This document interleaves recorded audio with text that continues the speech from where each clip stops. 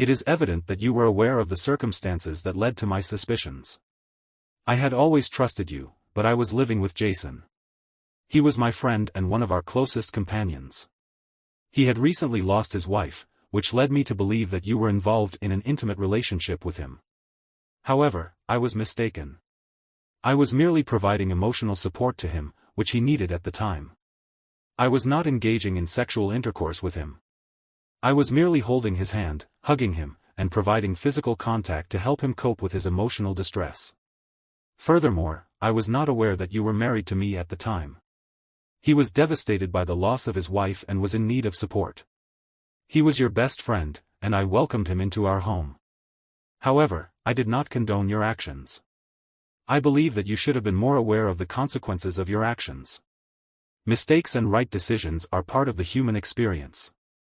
It is important to recognize that both are necessary for growth and learning. In the case of the aforementioned individual, it is evident that a significant emotional investment was made. This emotional investment was not reciprocated, which resulted in a sense of betrayal and abandonment.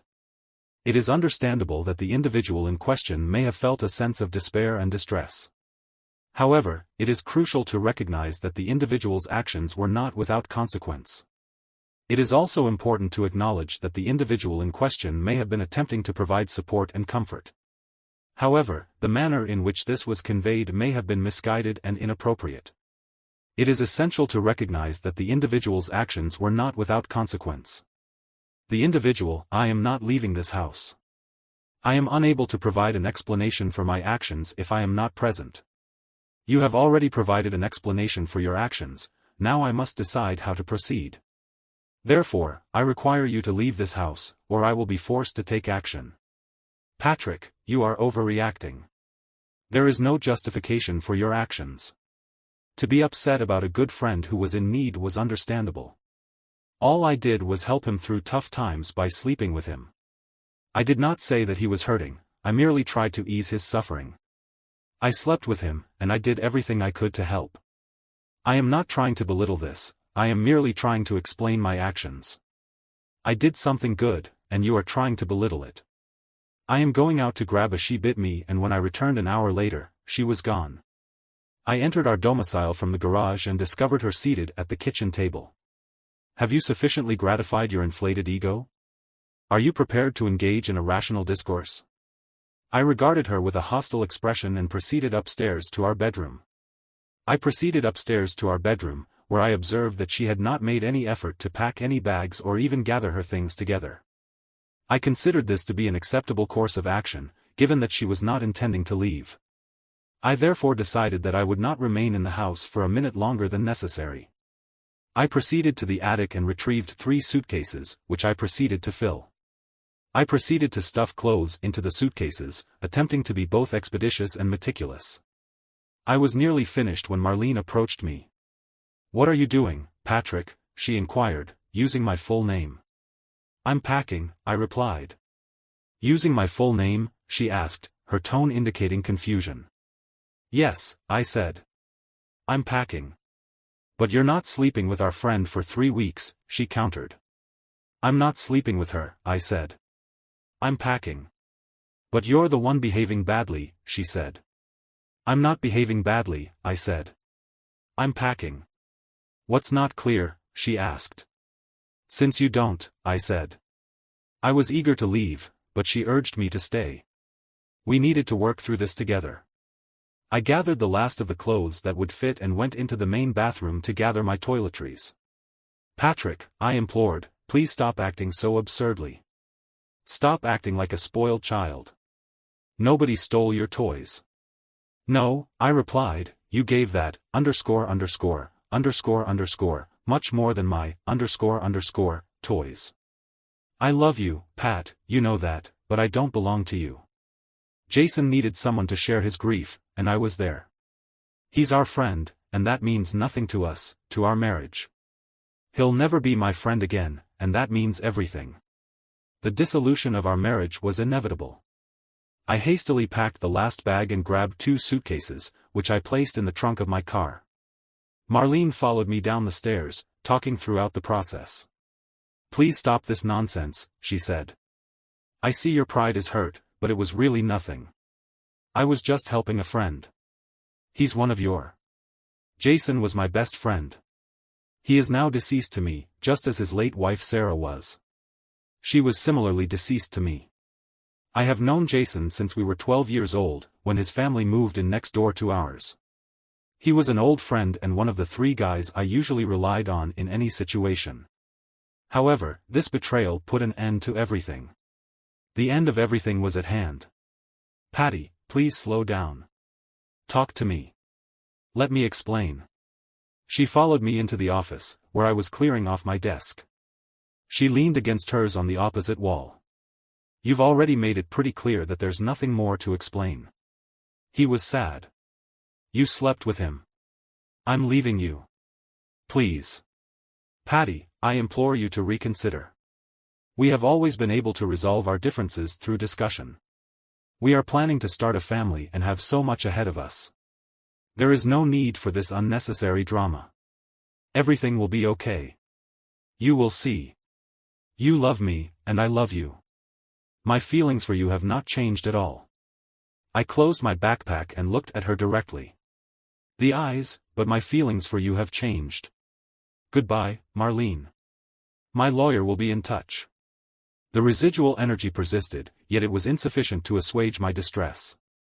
After showering and deleting Marlene's messages from my phone, I checked into a motel near my workplace. I was not concerned about unwanted visitors, but my phone continued to buzz. Consequently, a couple of hours later, I finally blocked Marlene's number. My initial sense of relief was short-lived. Subsequently, I received calls from my parents and sister, which initiated these discussions. They were relatively brief. Patty, Marlene called and said you left her. Did she tell you why? No, you just seemed upset. She said you know every marriage has its rough patches. Patty, you need to stick together and work through them. She slept with Jason for 3 weeks. What did she do that for to help him overcome his grief? That doesn't make sense. Are you sure she told me? Oh, you must have. I must have misheard this. It is simply a misunderstanding, which you need to resolve with her. She is your wife. Dear, goodbye. Bye, Mom. I had a similar conversation with Carrie. Apparently, Marlene's infidelity was my problem, not hers. At least, that is what my family believes. I must have missed the part of Florence Nightingale's story where she slept with all her patients to restore their health. I purchased a sandwich and salad, which I ate in my motel room while watching the game. I could not discern whether there was a problem. At one point, my phone rang. It was Jason, off, who had called. I informed him that I would never speak to him again. I declined the call before he could say a word. I also blocked his number. The following day was not much better. Marlene was using friends' phones, so I began blocking those numbers when she used them. I deleted voicemails as soon as I heard they were from her or from friends calling on her behalf. Her messages showed her growing disappointment. Dear Patty. Please return home and engage in a conversation with me. I am concerned about your well-being. There is no particular reason to be worried, but I would like to discuss the matter further. Please call me. I am unable to reach you by phone or text message. The time between our communications is increasing. This could be due to 2 possibilities: either you are experiencing difficulty in contacting me or you have realized that I am not going to respond. I watched the game and I cannot recall what I ate or if I ate at all. I remember stepping outside to get some fresh air. The weather was overcast with intermittent precipitation, so I did not remain outdoors for an extended period on Monday. The day proceeded as scheduled, and I proceeded to my place of employment. My duties included processing insurance claims, which, while not particularly engaging, are essential to the functioning of the organization. My performance is commensurate with the expectations set forth in my reviews, which indicate that I am proficient in this area. Additionally, the compensation is satisfactory. Upon my arrival at the office, I informed my supervisor of the dissolution of my relationship with Marlene. I requested time during the day to address the resulting logistical challenges. My supervisor granted my request, but he also expected me to remain late to complete outstanding tasks. I was amenable to this arrangement. I was then required to perform an additional task. Marlene called 10 minutes after ISAT had been terminated at my desk. I was aware of the number, but I was obliged to answer calls as part of my job. I was aware that she was relentless when it came to using the phone. "What do you want, Marlene?" "Thank God, Patty, please come back home. I love you and I miss you so much. We need to talk."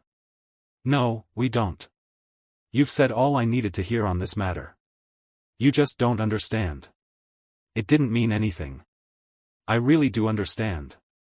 "That's. If you have already made your position clear, and I believe I have done the same, then perhaps we should move on. Thank you for your understanding. I am pleased to hear that you are happy with my position. What time will you be home tonight?" "I have everything ready to make lasagna. Could you pick up a bottle of good wine on your way home?" "I am not coming home tonight, Marlene. When I say, let's move on, I mean that I do not want to divorce you. Infidelity is a deal-breaker for me. I love you and I know you love me. Please come home so we can talk." "Please," I could hear her crying. "There is nothing for us to discuss. Marlene, it is as simple as it can be. We have opposing views on the central issue of our marriage. Now, I need to get back to work. You know how she feels about personal calls at work. Do not hang up. We need to talk. If you hang up, I will call right back. I will keep calling until you agree to meet me to settle this." She had leverage here. Therefore, I agreed. "I will not be going home. We will meet at Julie's at 6 o'clock. I would like to express my gratitude to Patty for her assistance. I am grateful for her support and love. I will see her soon." The remainder of my workday was unproductive. I went to the bank to split our joint accounts. I called our credit cards but was unable to close them until we settled them. I requested that the credit limits be lowered. I also contacted HR to change the beneficiaries on my insurance policy and 401k account. We will have to address these matters. After we were married, the house was mine, but Marlene had made a significant contribution to the mortgage payments. Fortunately, we did not have children to worry about. I was careful and took enough time to leave work and be at Julie at the appointed time. I saw Marlene's car and was not concerned. I do not believe in the myth of gaining the upper hand and controlling the situation. In the heat of battle, it is prudent to be straightforward and accept the consequences of one's actions. I located her with relative ease and sat across from her without a greeting. Marlene smiled at me, but her expression was somewhat uncertain. "Hello, honey," she said. "I'm glad you decided to come. I want to put all this behind us so you can come back home." I remained silent, my gaze fixed on her. Her smile faltered. Although she was somewhat hurt, she was still in the game. "I am sorry that you are hurt, but I assure you that it was nothing. I do not love Jason, he needed me, and I was there for him as a friend. I was there for him as a friend who slept for 3 weeks. Please stop, Patty. This really isn't helping our situation. I am the first guy in history who got cuckolded by a Moor. You are a pitiful man. You are aware of my feelings on this matter. You are not pathetic. I love you. I miss you. I need you. Please return home. You engaged in sexual intercourse with Jason for a period of 3 weeks. Perhaps you should request his return. I do not love Jason, but you did this with him for 3 weeks. She clenched her teeth tightly. Please cease this display of distress. I am aware of the pain you are experiencing. I assumed you loved me and Jason enough to understand that your actions were motivated by kindness, not passion or love. I was merely providing comfort to him. You were with him for 3 weeks. Is that all you are going to say? I am attempting to explain my actions. To elucidate the circumstances, you are exhibiting a lack of flexibility in your thinking. If this interaction held no significance, why did you engage in it? Marlene, if this interaction held no significance, why did you engage in it? I am aware that you believe this was an inappropriate action. I am not defending myself. I can see the pain in your eyes. I have caused you distress, and I am sorry. I was merely attempting to show compassion. I thought I had assumed that you would understand, but perhaps we should leave this incident in the past. Perhaps we can return to the way things were before. If you would give me a chance, I would be willing to prove to you that I am capable of changing. I would do everything in my power to make it up to you. However, it seems that it is too late for that. There are some things that cannot be undone. Marlene attempted to grasp my hand, but I pulled away. Her disappointment was evident in the sharp intake of breath. Patty, please elucidate the optimal course of action. We must rectify this situation. Sign the documents when served. She did not sign the documents. Instead, she filed a counterclaim, contesting the entirety of my petition and requesting relationship counseling. I resisted, but the judge ruled in favor of. On Tuesday evening, I accompanied Marlene to a session with Joanna Dillow, MFT. I inquired as to the objective of the session. In response, Marlene stated that she wished to expedite the divorce proceedings. It became evident that she was not interested in salvaging the marriage. She asserted that the marriage was no longer viable, as it had been violated and rendered null and void. We must simply make it official, Marlene. I understand that your objective differs from mine. Marlene was already in tears. I simply want this nightmare to end. I want Patty to return to our home, where he belongs. I want my husband to return to our home and our bed. I miss him so much. I understand that the issue is that you engaged in a romantic relationship with your friend for a period of 3 weeks while he was in the process of mourning the loss of his wife. Is that an accurate representation of the circumstances? Yes, Patty and I attended the funeral, and I took the opportunity to provide some additional assistance to Jason with various domestic tasks. Patty was required to leave due to her work obligations. Jason was experiencing a profound sense of distress and despondency. I began to provide him with physical support and emotional comfort during his period of grief. However, it did not take long for him to begin clinging to me and kissing me. A couple of days later, we slept together. However, it was merely a display of kindness towards a good friend who was experiencing significant distress. It is surprising that this incident was not discussed with Patrick. I did, in fact, discuss it with him as soon as I returned from St. Louis. I informed him of the circumstances and anticipated his response. I presumed he would comprehend the situation. Jason has been Patty's friend since their childhood. He observed Jason's distress at the funeral. I assumed Patty would recognize that I was merely assisting Jason in managing his grief. Marlene sniffed and wiped her nose. It was merely an act of love, and it held no significance. Patrick, however, perceives it differently. Do you wish to elaborate on your feelings? An act of love should be the sole entity between two individuals and should belong exclusively to them. This is the only way to ascertain that one is fully committed to the other. Nevertheless, I have informed you that I do not love anyone else since the day we met. We met, and my heart has belonged only to you. Prove it. What do you mean, prove it? You know it's true. How do I know you love me? I tell you every day. Words come easy. Actions show the truth. I do 100 things with love for you every day. I cook dinner for you. I kiss you all the time. Listen to everything you say to me. I make love to you. You cook dinner for our friends and family. You kiss your parents and my parents. You listen to everything your sister says to you. You slept with Jason. Therefore, tell me what you do for me alone. Do not be ridiculous. It is different with you. How do I know this? Fidelity was the only thing we had, and it was meant only for each other. You threw that away for Jason. Now, there's nothing that belongs just to us. That is not true. We have our love. I do not love Jason. I do not love anyone the way I love you. However, you cannot prove that to me. Furthermore, the way you just casually dismissed our promises to each other shows that I can't trust you in my heart. Therefore, we are done. Your dismissal of our promises to each other demonstrates that I cannot trust you. Therefore, we have reached the conclusion of our relationship. Please refrain from reiterating that you do not comprehend my perspective. I believe that we have reached the limit of our compatibility at this point in time. Joanna politely but firmly requested that I spend the remainder of today's session alone with Patrick. She suggested that we reconvene at 4 o'clock. At 10 a.m. on Thursday, Marlene, that's our next session, and then we'll have an hour to work together. Marlene left crying. I felt very awkward being alone with the therapist. Is there any way you can reconsider the divorce? No, that's quite definitive, so there are no mitigating circumstances.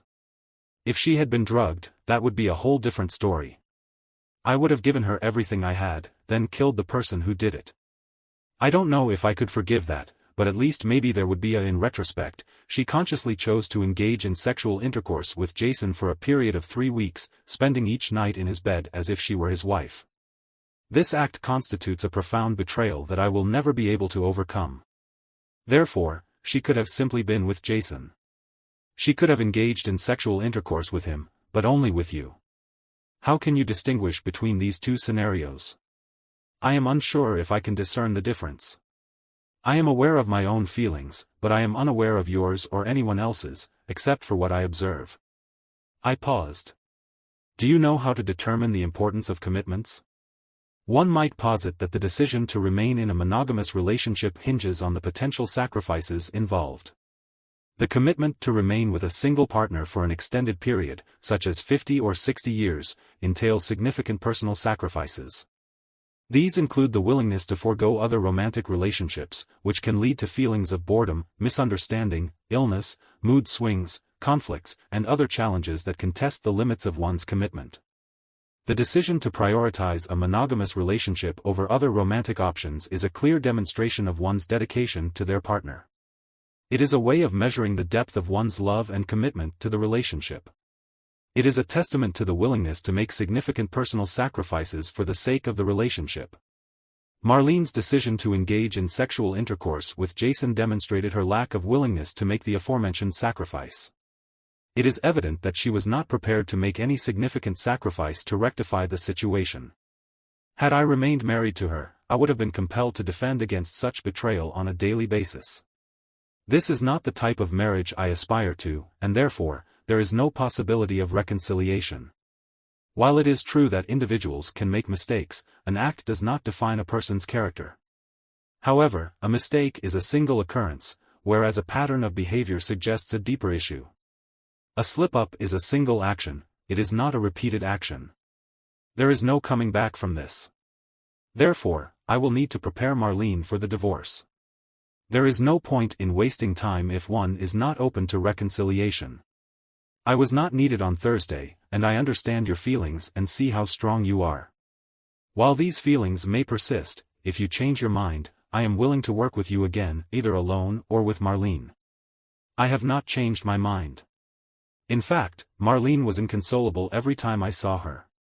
I stopped attending meetings with our lawyers because she would start crying as soon as she saw me. I did not like seeing her in pain, but I was hurting too. Initially, I was consumed by rage. However, furthermore, I became desensitized to the point of numbness when I obtained my own apartment and established a new routine. Returning home felt so exhausting that I frequently stayed late at work, to the extent that my colleagues expressed annoyance at the extensive documentation I produced, which made them appear less efficient. I missed Marlene's presence, as her absence was palpable. I became accustomed to the pain that gripped me. I lay in bed, pondering whether I had made the right choice. I missed her because I truly loved her. She was kind, generous, and smart, and she always made me laugh. She was playful and sincere in bed, but she had casually decided to sleep with my friend, and I just knew I could never fully trust her with the protection of my heart again. She did not love me, at least not in the way I needed.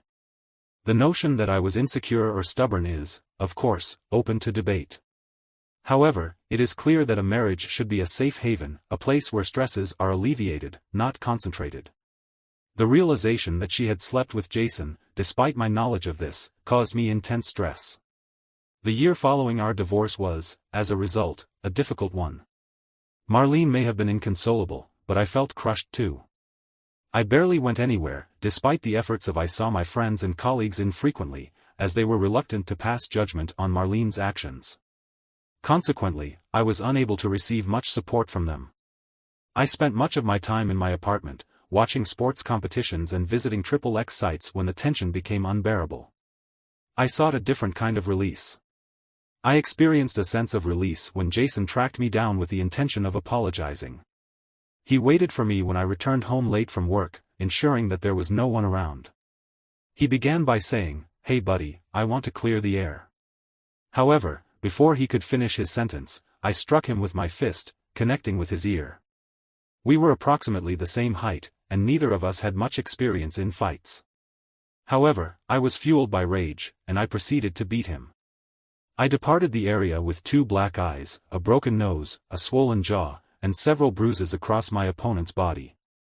It is possible that I struck him in the genitals with my knee, though the impact was not clean.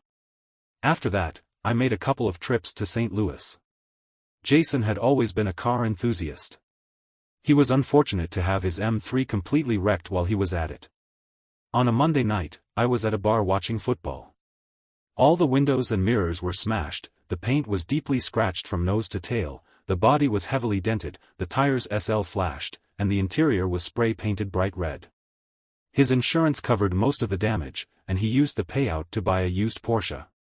Unfortunately for him, approximately 4 months later, an individual smashed the driver's side window and threw a Molotov cocktail into it when the car alarm went off. It was prohibitively expensive for him to repair the damage. No one was looking for me, but even if they had been, my credit cards had receipts from bars near my apartment. As for revenge, it was insufficient. It was a modest satisfaction, but prison did not appeal to me in the end. Jason had to live on the remnants of his former life. I did not see Marlene after the divorce, and I did not allow anyone to tell me about her. She had deeply wounded me. Nevertheless, I hoped she would find someone with whom she could share her life. We shared many commonalities, yet there was a significant divergence in our perspectives on marriage. When I began dating again, I anticipated disappointment and therefore did not risk my heart. I was ultimately unsuccessful with multiple romantic partners. I eventually came to recognize that I was destined to remain alone unless I could muster the courage to trust again. To trust someone again, I decided to demonstrate good intentions and discuss my experience with Marlene and my expectations for any future relationship. Additionally, I recognized the need to improve my physical fitness, so I joined a mountain biking club on weekends. On my first day with them, I also had the opportunity to meet Pry, who was tall and slender. With long, thick black hair, we were quite far behind the others, so we spent most of the ride together talking as we caught our breath. She was lively and witty, and I laughed frequently when we loaded our bikes at the end of the trip. I was moving rather slowly, and she seemed to linger as well. I recognize that this is a last-minute request, but I felt compelled to make it. My heartbeat accelerated, yet if you are available this evening, would be grateful if you could join me for dinner. Her smile was radiant. Indeed, I would be delighted to accept your invitation. Could you suggest a suitable venue? I am flexible. Perhaps something informal? What is your preferred cuisine? Italian is a popular choice, but I am particularly fond of it. We exchanged contact details and proceeded on our respective ways. To refresh ourselves, I collected her at 6 o'clock, and we spent a pleasant, unassuming evening together.